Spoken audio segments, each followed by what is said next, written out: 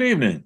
Welcome to Community and Technology, where we connect the global community with news, information, and resources that we hope will help improve your life. I'm Stu Reid. Here's my co-host, Dave Burstein. Hey, Dave. Hello. I Good to made a see you. mistake last week, I don't or believe I it. was un. I certainly made plenty of mistakes, but I was really unclear about the effective mask and so on.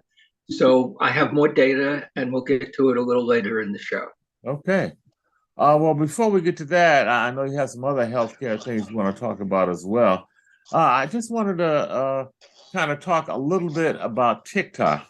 Their CEO, I'm not sure I'm saying his name right there, Shou Z Chew, is on a charm campaign working through Washington, Capitol Hill with the lawmakers, trying to talk about all the good stuff that his company TikTok is doing. And I know there is a lot of controversy and a lot of kick up about TikTok. And I just for a little bit want to just kind of talk about it. I think there are a couple of issues. I believe one is concern about surveillance and data collection. TikTok is owned by a Chinese company that's very close to the government, if not controlled by the government. And there's a big concern about data collection that the application does. And then I think there's Humbug. yeah, you don't believe that? I'm sure it's true. I'm sure they found a few occasional times it was happening, Hmm. but really finding out what games kids are playing is not a major security problem for the United States. You don't think there's any hidden aspects to the data collection other than just What are they going to gaming? find? I don't know. What games kids are playing this week Mhm. and what kind of stupid videos they can make. They're not all cat videos, but a lot of them are. Now, are youth the predominant users of TikTok, Day? Yes, Uh-huh. absolutely. Okay. Well, It is very that leads low. me to the second area of concern, at least that I've read about, and that is potential child abuse and the fact that so many of their users are underage, and there's very little or no regulation of the content and child use of the platform. What's your take on that? That's certainly true. It's also certainly true of all the other social media platforms. TikTok, so far, we don't know whether it's any worse or better. It may even be a little bit better, but I'm not sure. But they certainly have more kids. He's Hmm. very young. The average TikTok user is probably about 14 or 16, Hmm. whereas the young kids have left Facebook pretty much and gone to TikTok. Hmm. It's also growing very rapidly, Deb. I just saw a statistic that shows they're on track, at least for this past year, to make $10 billion in ad revenue, which is double what it generated the previous year. That's a pretty aggressive growth rate. Yeah, uh, which is good, although it's probably slowing down. We've learned something that 5 years ago I would have sworn was untrue. That the predominant social media companies can lose interest, or people can lose interest in those companies. Facebook, for example, has been flat to down on users in the United States. Hmm. Uh, and that'll probably happen to TikTok sooner or later. Some of what we're finding out is it's a fashion business. The other thing we're finding out is that all the big social media companies, I'm talking Facebook, Twitter, whatever Microsoft is doing there, Hmm. have been doing heavy duty layoffs. Microsoft just said they're going to fire another 10,000 people. Yeah, I saw that. And the news And was, they just did that again a couple months ago, didn't they, Dave? This is the second yep, wave of big layoffs. yep. They all skyrocketed employment last year, thinking they'd keep growing like they had been. They didn't. And suddenly they are dealing with Wall Street complaining about their earnings. Hmm. So today, Facebook made the announcement of 10,000 more layoffs, and the stock was up heavily. I think it was 5 or 6%. And many of those layoffs are the people that are needed to keep the sites civil and reasonable and not kid abusive. Mm-hmm. There have been lots of news stories about who's been just fired at Twitter and so on. The ethics people are going, the child protection people are going. Uh, Most companies, when they do layoffs, look at that. They look at what is called non-revenue generating positions Mm-hmm. and say, we want to get rid of them. Right. Why do we need them at all? Ethics review, content auditors. We don't need that. Yeah, but Facebook stock has gone up very nicely. It's close to, Yeah, it's well, close to the high for the year. Wall Street loves layoffs. Wall Street loves that. They don't. They care about just what you said, the revenue generating employees, and to the degree that you can pare down and get rid of others, I think you get rewarded for that on Wall Street. Absolutely. And if there's another way to look at the layoffs. What do they imply? Yes, the short run profits will go up because the payroll goes down. And these folks are not bringing in much revenue. But it's also when you need to do big layoffs, uh, a presumption and strong evidence that the management's incompetent. If they had this many people on the payroll that they didn't need, Yeah. How so that happened? How that happened? Exactly. Yeah. Now the layoffs are happening all over the world. I'm in telecom, which has been doing layoffs for 15 years, almost everywhere.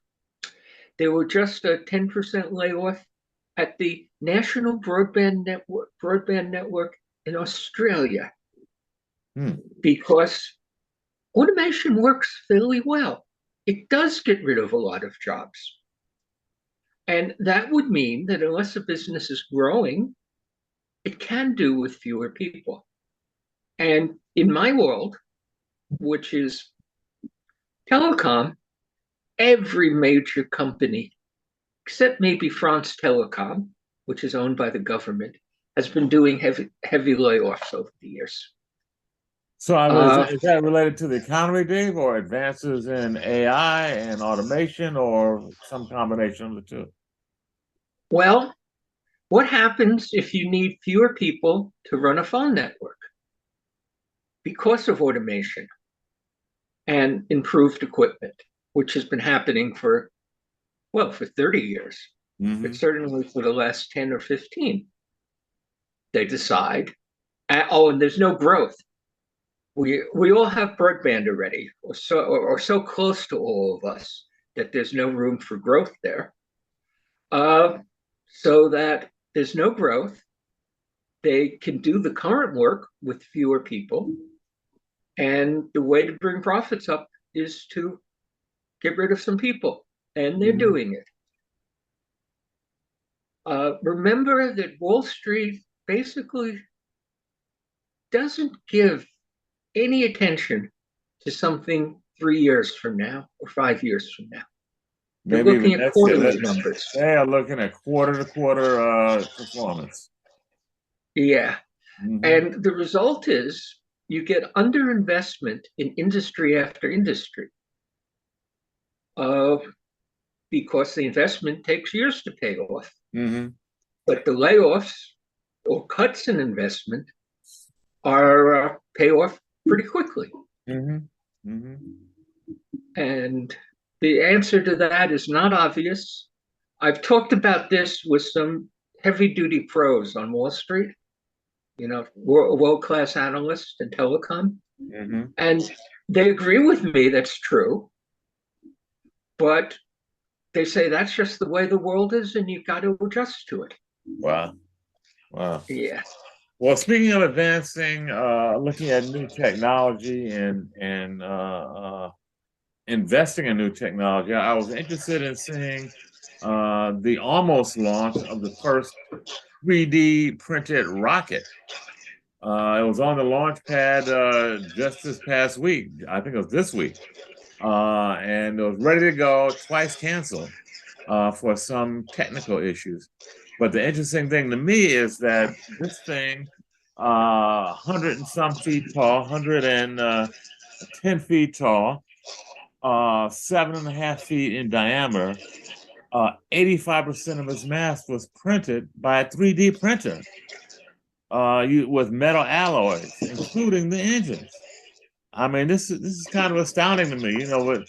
Back when the 3D printer first came out, we were looking at, simple items. I mean, folks got alarmed because one of the items that looked like that it could put together was a plastic gun or pistol. And It that could. was It did. that was alarming. But now we're using metal alloys and making rocket ships with 3D printers. That's astounding. That's great. Yeah. It's particularly useful where you don't need a whole lot. They weren't going to build 5,000 rocket ships, Mm-hmm. which means that the tooling for the metal would drive up the cost per enormously. Mm-hmm. But there's other places where it really matters. For example, one of my brothers just got a new hip. Mm.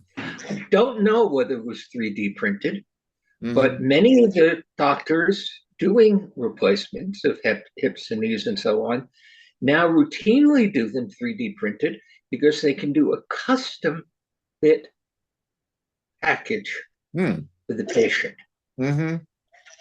So, yeah, there's lots of good things. Mm-hmm. Uh, One of the problems on 3D printing or AI, replacing machinists, or AI replacing, just about everybody soon, is that we are a very greedy country. Mm-hmm. We have less care for people who, for example, have been fired because their jobs have disappeared because of automation in the past, and AI is just doing that, maybe doing it faster. Uh, in most countries, everybody has healthcare. Well, most developed countries, everybody has healthcare. The US is the only exception. Uh, in addition to which, when you compare the US, say, to France, the unemployment benefits are much better in France, which is one I know, and I believe in most of Europe, uh, because they take care of people better in most Mm-hmm. countries other than the United States. But that's politics. We're the technology show. I Yeah. don't have to talk too much Yeah. politics there. Yeah, well, so I want to keep an eye on that 3D technology. One of the other things, just aspects of the rocket, was produced in less than 60 days. So, I mean, in addition to cost savings, speed to market, and then what you touched on was the customization and customability aspect of it. Pretty amazing stuff. So, I'd be interested to see where that goes, especially as we see more advances in AI, something we talk about a lot on this show. Far Um, too much. AI is far too much in everybody's mind, but it really looks to be that important. yeah, yeah. I saw a piece, Dave, that really alarmed me on use of deep fakes for psychological ops by the U.S. Special Operations Command, which is a unit that I wasn't really familiar with, but apparently it includes the elite units from the Army, the Navy, the Marines, and the Air Force. And they are gearing up. I'm reading a story now that says they're gearing up to, quote unquote, conduct internet propaganda and deception campaigns online using deepfake videos. This is according to federal contracting documents.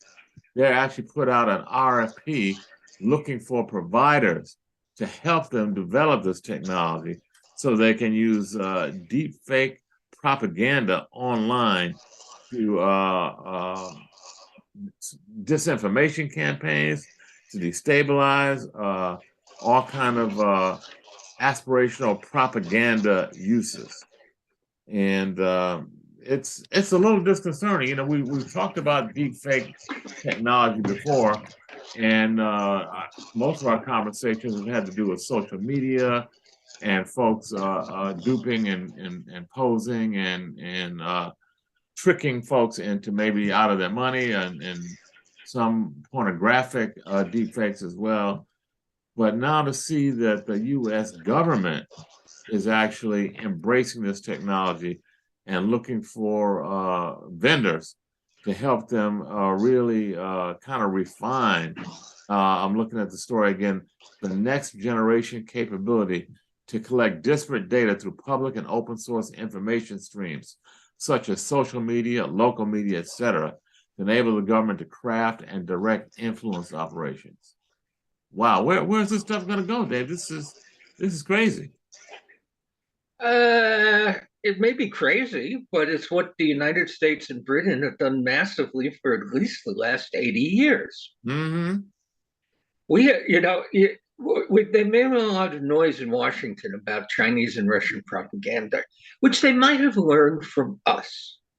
No one has put out more propaganda than the United States. Mm-hmm. In particular, no one, not the Chinese, not the Russians, have been trying to destroy the governments we don't like. We talk about regime change. How do we do regime change? Through underhanded methods, including propaganda.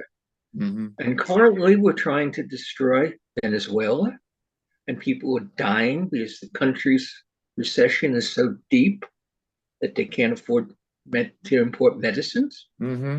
Iran, same story.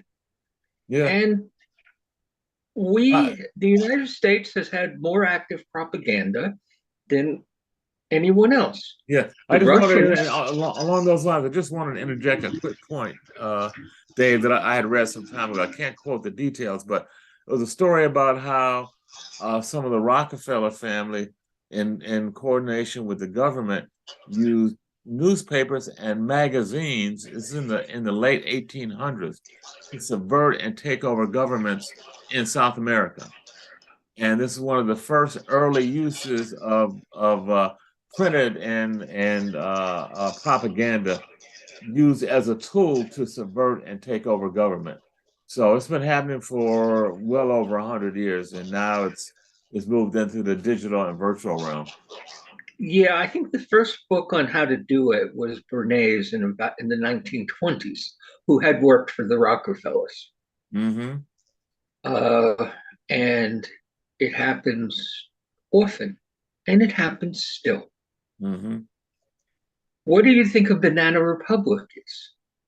Well, it's a store now, which is really offensive. But it's also an expression about the countries in Central and Latin America that produce bananas, and the United Fruit Company, working hand in hand with the United States government, got rid of any government there that we didn't like, mm-hmm. including people like our Benz in Guatemala. One of the biggest ones is the United States government working in cooperation with ITT, which owned the local phone company, played a major role in the coup that got rid of Salvador Allende and killed him in 1973. Chile. Yeah. And on September 11th, actually. Oh, really? Some people have two things to think of on September 11th. Wow. I believe that's true. I haven't checked that, but I've read that. I remember when that happened. That was a very ugly incident, where they just came into the castle and just gunned him down in cold blood. Really ugly. Yeah. Yeah. Into the palace, I should say. Mm-hmm. Perhaps the most famous piece of propaganda or of deception. Remember, in wartime, the first casualty is truth. Mm-hmm. That's an old cliche, but we've got a Cold War going on now. So when you talk about the attacks on Tik Tok, because it's Chinese, I take all that with a grain of salt, because we do those kinds of things and we put out a lot of misinformation.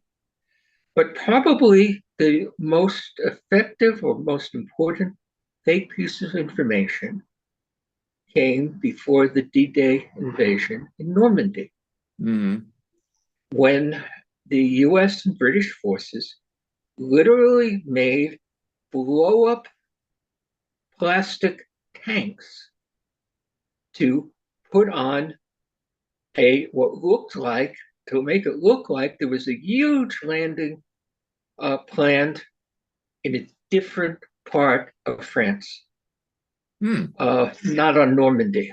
And that is considered one of the great successes of wartime propaganda. Wow. And I haven't seen that. I'm surprised it hasn't been created in the movies. I'm a big World War II movie buff, and I've never seen that one day. It's in book after book. Okay. There's no doubt about that one. We were trying to persuade the Germans we were going to invade somewhere else, and in fact, Germany moved a fair number of tanks and other munitions over to the place where the landing didn't happen, which may have been Calais, but I'm not sure. But it definitely wasn't the Normandy beach. Wow. Yeah. And one of the problems is when we know there's that much deception, what do you believe? I do reporting. I've reported on things like the international disputes over who governs the internet. Well, I know that one is getting big, heavy-duty propaganda 12 years ago, when I was involved, from the US government and a few big US companies. So what was true? What wasn't? On that one, I actually knew a lot of it wasn't true. The head of the ITU, the UN Organization for the Internet, was Amadou Touré, an African who actually was a capitalist, and two of his kids took American citizenship. They made a point of him they had got a picture of him shaking hand with Vladimir Putin, and the head of an UN agency shakes hands with all heads of government. Put that out, suggests he was a Russian dupe, especially because he got his PhD in Russia. Why did he get his PhD in Russia? I happened to have a couple of chances to talk to him. Because no university in the United States or Canada would give him a scholarship. He was the top student in the university in Mali. He wanted to go to Canada or the US, but he had no choice. And Russia, as part of an influence campaign, was giving a lot of scholarships. But he was there in a terrible time in Russian history. The Brezhnev era, when it was just a huge slump. And Russia went from being one of the fastest growing countries on earth, which it had been since about the turn of the 19th century, to being a total what they called the era of stagnation. So he actually, yes, he did study in Russia. And because he studied in Russia, he knew everything that was wrong with what was going on there. But now the point is they use this photo of him with Putin to discredit him. Is that what happened? All over. I saw it again and again.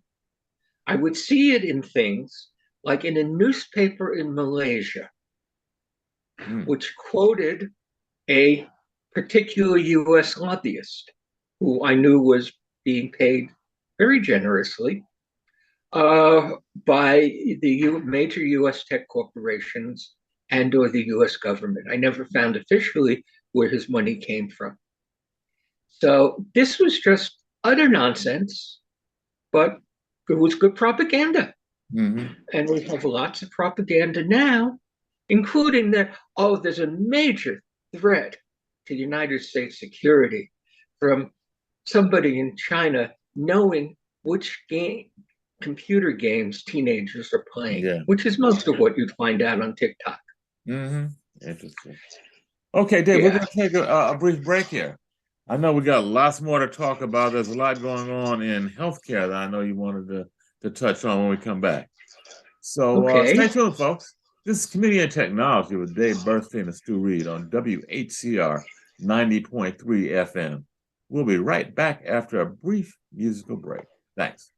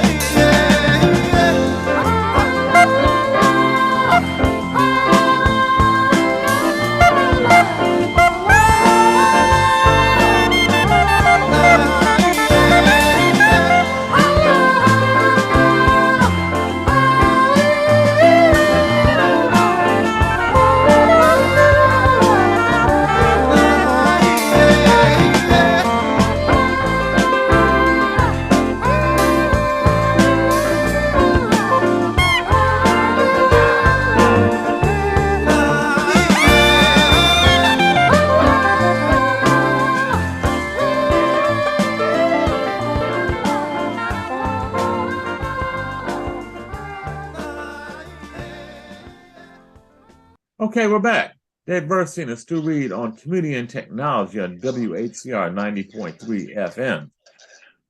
Dave, before the break, I mentioned that there's a lot going on in healthcare in terms of privacy and information protection. Do you have an update for us on that? Two big stories. The first is the mistake I made in a previous show.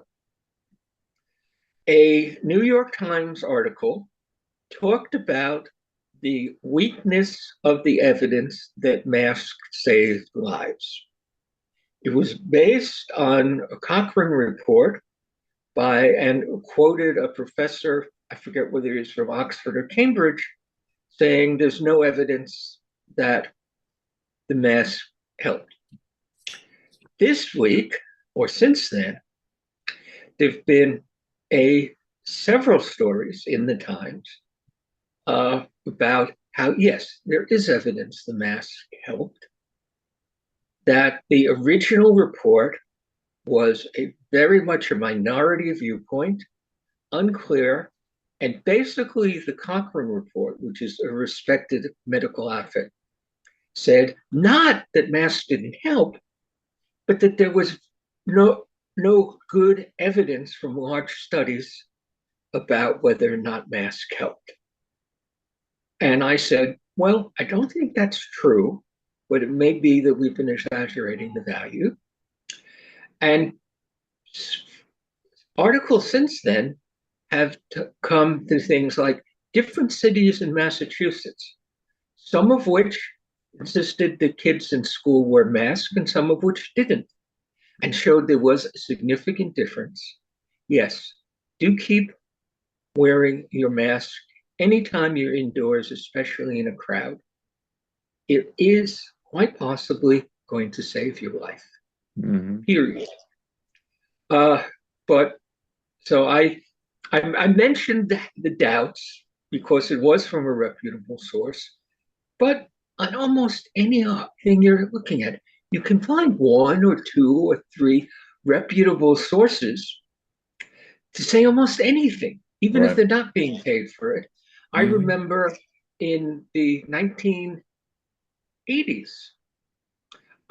or early 90s, I met a fellow named Peter Duesberg. Do you remember this one? No, I don't. Duesberg was at Berkeley. He was one of the most respected virologists in the world for decades. And he came to the conclusion that HIV was not the cause of AIDS. By that time, the evidence was really strong. Almost everybody else, probably 98 out of 100 scientists, were convinced that HIV was important, but 1 or 2% thought otherwise.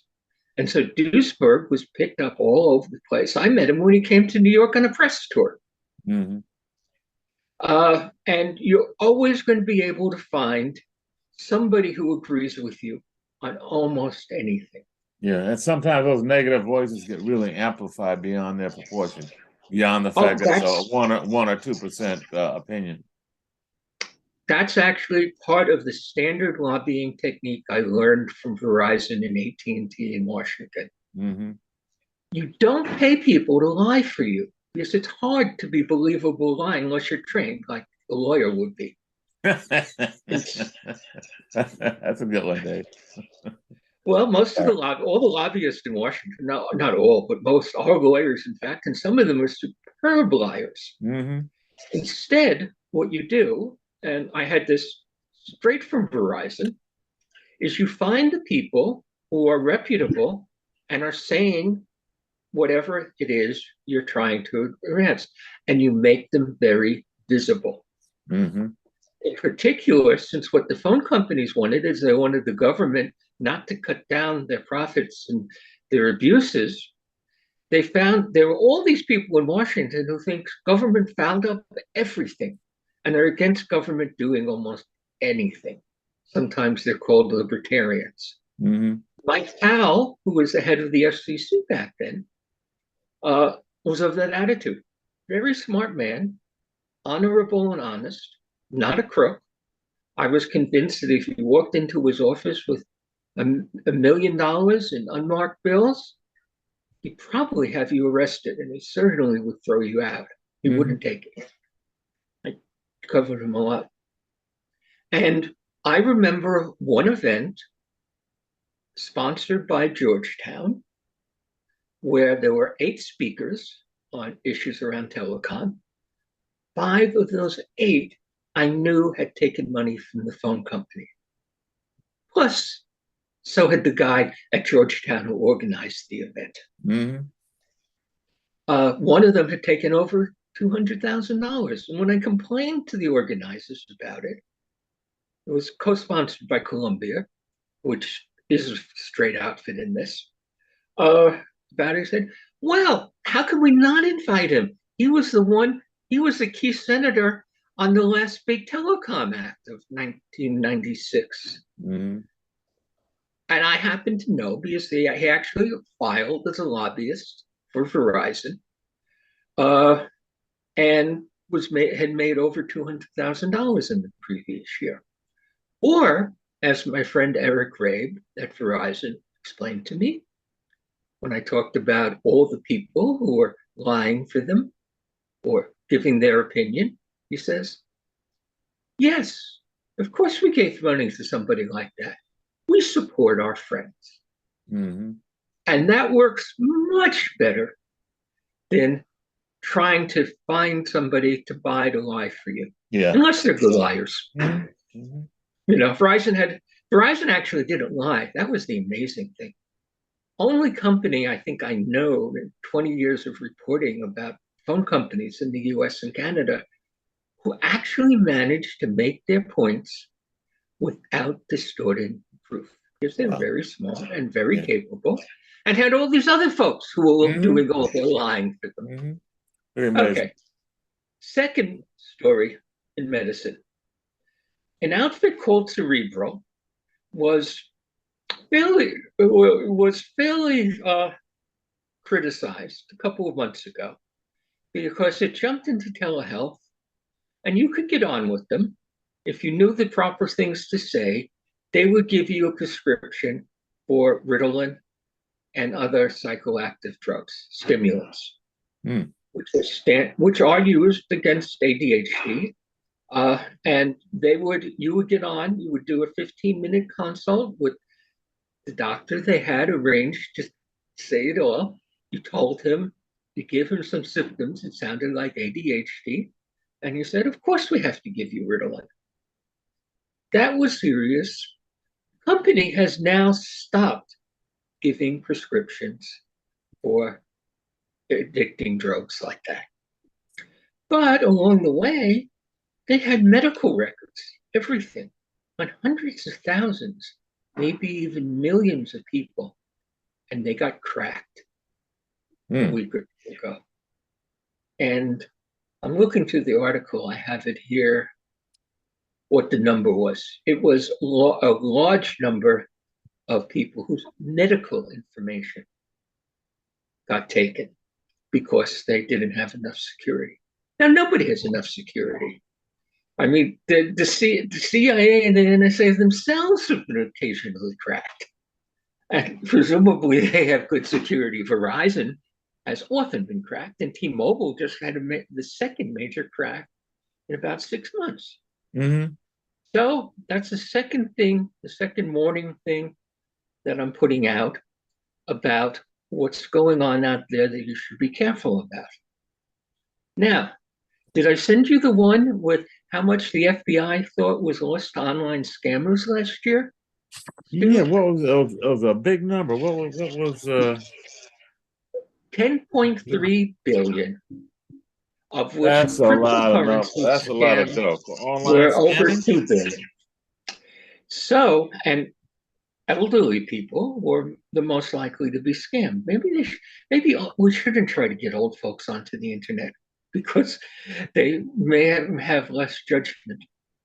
And this is from the FBI. They'd be getting 2,000 complaints a day on ripoffs over the internet. That's one to be aware for. Now, And I don't see that improving, Dave. When you look at that statistic, and then when you look at what's going on with the deep fake stuff and the technology that where they're able to trick people and put other faces and names and likenesses and voices on there. And I would think that industry, that ripoff industry is going to do nothing but explode as the technology gets better and better. I don't see improvements in mitigating that. Where's that coming from? If anywhere. uh, well, a lot of people have learned you don't trust any offers from Nigerian princes. Yeah, that's an old one. That's an old one. That was a classic one. That was a classic. I remember getting letters in the mail to that effect going back a few decades, Dave. Letters, Yeah, handwritten letters from Nigeria, supposedly, usually with the U.S. postmark, with some incredibly elongated story about how I was the long lost relative of some fortune. That's been going yeah, on for decades. yeah. And Gareth Reifers and the Wall Street Journal wrote this one up with the number. And one of the things he said, call center fraud. They actually have call centers who do nothing Mm. but try to scam people, Hmm. representing more than $1 billion in losses in 2022, with scams coming often from India, according to the FBI. Hmm. Call centers overwhelmingly target the elderly with devastating effects, said the FBI. Almost half the victims report to be over 60 and experience 69% of the losses, Wow. over 720 billion. Mm. Yet one more reason to be cautious and to be careful. Hmm. Now, let me give you another one to be cautious and careful with, but let me be very careful in how I spread this. We know that Silicon Valley Bank went bust last week. So did two others. That's a big story, and I can explain what was going on there because I've researched it. But what do you think that would happen to cryptocurrency, Bitcoin in particular? The cryptos have really been hurting in a lot of ways. Yeah. One of the banks that went under had a lot of loans out to crypto companies. Yeah. Well, one of the things that I saw, Dave, was a reaction was that because the government came in and bailed those traditional banks out, the crypto guys said, yeah, and their stock went up some 10% or so as a result of that bailout. The value of Bitcoin has gone up 20% Hmm. in the last 2 days. It was up Wow. yesterday, it's up again today. Wow. Now, I do not know that the value of Bitcoin is going to go down. I am not saying that the value of Bitcoin is going to go down, but I am saying that there's an awful lot of risk in Bitcoin because there's nothing behind them other than the faith of the people that the Bitcoin will keep going up. So we had someone on the show who I was very rude to. You were man in his room, but he had just said that Bitcoin can never go down. Well, in the month after he said that, it went down by half. Mm-hmm. There's nothing other than people's faith that Bitcoin will keep going up that is keeping the value up there. But Dave, Now, isn't that true today of the U.S. dollar now that we're no longer on a gold or silver standard? Isn't that true of most currencies that the no, so-called fiat currencies no, they're because the running on US faith? government takes in $1 trillion a year, is able to borrow $2 or $3 trillion more each year, as we've been proving with the epidemic, and has those resources to stand behind the dollar. But what's behind the dollar? That's my question. I mean, What what's behind the dollar is the yeah. full faith and credit of the United States government, which is a pretty substantial government. Okay, In we're just talking about addition to this, more dollars behind the dollars. That's what I'm hearing. it's the government's money behind the dollar, but in the particular case of the dollar, there's even a gotcha that makes it more clear that you will not be wiped out for investing in dollars. Why? Because what happens if the dollar is in trouble? The feds, the government calls up the Federal Reserve Bank and says, we need $300 billion in cash. Please print us some. Mm-hmm. And they can. Yeah. And they do. They can and they do. Okay. Yes. So, and what happens then if they print too much is you get a whole lot of inflation, as we have been in the last 2 years. Mm-hmm. But the inflation may cut the value of your investment in dollars, but there'll be plenty of dollars to pay you back. And maybe you're losing 6%. In Bitcoin, you can lose every penny you put into it because there's no underlying value or backing. So most people I know for several years have been saying, don't trust Bitcoin, as I have. I am not saying that it will go down. I am saying there's a very serious risk that you can lose all your money. Okay, I would just annotate your comment that you just made, Dave, is that there's no serious institution behind Bitcoin because there is no real value behind the dollar either. But you have the U.S. government, which is a pretty significant institution, but you have no such institution behind the virtual currencies. That would be my take on it. Yeah. In other words, do not put money into cryptocurrency unless you're willing to face a real possibility that you may lose it all. Yeah. And you may be rich enough to take that risk with a small investment. Professional investors, and it may be that there will be more big fools born every minute who will keep the price up. It works like that sometimes. Yeah. Okay, we're starting to wind down, Dave. We got about 2 or 3 minutes left. One of the things I just want to get your take on, I'm not sure if I'm reading it right, but Elon Musk talking about he's going to make a ChatGPT type of platform that is not woke. Is that real, or is he just hyperventilating it like he likes to do? Well, Elon Musk was able to come up with $44 billion to buy Twitter because his Tesla stock is worth over $100 billion. He actually gave $1 billion to OpenAI when it was still a nonprofit to build their stuff. So on one hand, could he recreate an OpenAI? He's got enough money and he has the connections. Absolutely. Without even needing help from Peter Thiel or Larry Ellison, who are also right-wing billionaires with political ambitions. The second question is there a bias in what ChatGPT is saying? And the answer, according to one of the founders of ChatGPT, is yes. There is a definite liberal bias because we built ChatGPT by getting all the media, getting all the websites, and in the media and the websites and the internet, there is a preponderance of liberals, and that became a preponderance of liberal thoughts in ChatGPT. And they know it, they accept it, and they say, this is something we got to fix. And they're working on it. Now, when he says he's going to come up... When you say fix, there's something wrong with that, Dave, in your mind? I mean, is there something wrong the idea in... Oh, we got to balance the good guys and the bad guys. We got to balance the negative and the positive. I mean, what's the rationale there? That it shouldn't be their job to figure out who the good guys and the bad guys are. Okay.